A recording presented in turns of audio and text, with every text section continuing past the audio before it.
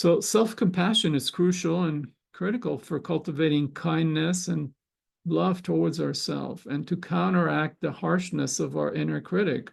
Besides helping us feel good about ourselves, it also energizes and empowers us to address the problem and the issue at hand.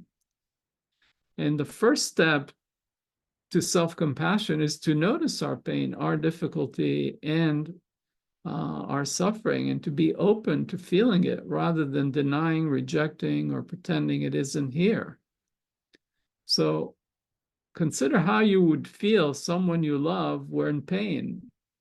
Remind yourself that you're on your own side and you could do what soothes you most.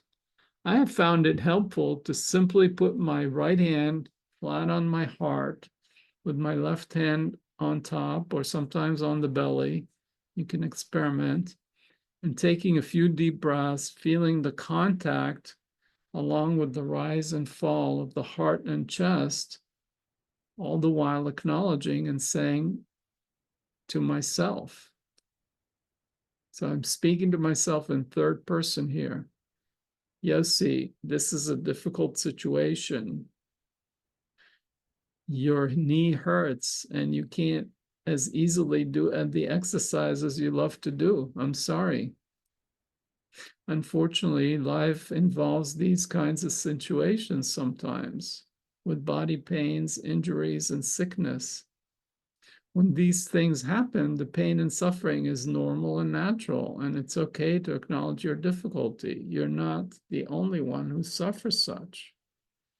I am here with you, and we'll go through all this together. I feel the flow of gentle energy between my hands and heart. I imagine someone kind and compassionate who loves me deeply might say or do. This enables me to connect with the wise part inside that can offer some tender and loving care to the part of me that is hurting.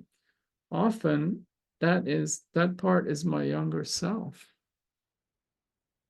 So the basic elements of this practice, which hopefully you will get a chance to do soon, is first to make physical and emotional contact with your hands on your chest. Acknowledge the suffering, normalize rather than judge the pain, connect with the breath and heart, and then commit to remaining present with yourself through the difficulty and not abandoning yourself. All too often, we've been abandoned or neglected by others in our past. We don't want to repeat that pain with ourselves. In staying with ourselves, including our suffering, we are affirming our value and our worth, that we are worthy of being paid attention to, if by no one else, at least by turning towards ourselves. So let's do an exercise together. Bring to mind some small or moderate difficulty you're experiencing now. It's important to start the practice and build the self-compassion muscles with smaller things. So lighter weights before tackling the things that may overwhelm us. Now, before you proceed further, just notice what happens to your energy, your body, and your physiology in simply bringing to mind your difficulty, whatever it may be, this pain, this suffering. How's your breathing? How's your sense of vitality and aliveness, the opening or closing of your chest, the posture and alignment of your spine, expansion, deflation, tightness, relaxation? Just allow and notice how it is before making any changes. And just for a fun experiment, try saying to yourself, I don't want to think about this difficulty. It only gets me depressed, and it's really not a big deal. So see what it's like to just try to ignore the pain or turn away from it. And notice the same markers in your body, the energy, breathing, sense of aliveness, posture, tightness. Does it feel any better to try and turn away or deny the pain? So just notice. And now let's try this basic self-compassion protocol as I outlined it. So you first bring your right hand flat near the center of your chest, near your heart, with the left hand flat on top of it, and simply acknowledge the difficulties, substituting your name and the situation using the template as demonstrated.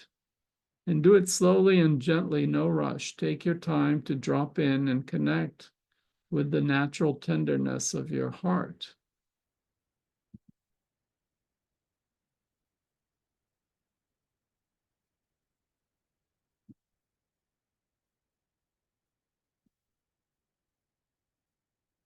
So again, you speak to yourself in third person.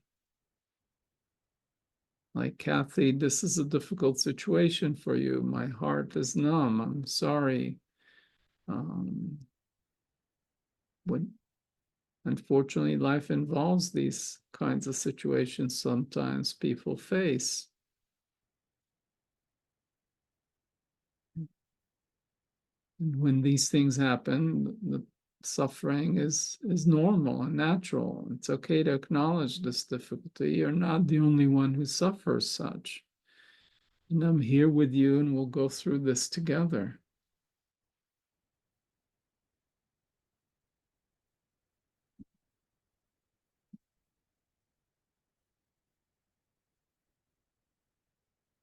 So just notice, how's it feel to practice the self-compassion? What's the effect you notice in your body, your breathing, your tension level, sense of openness or closeness?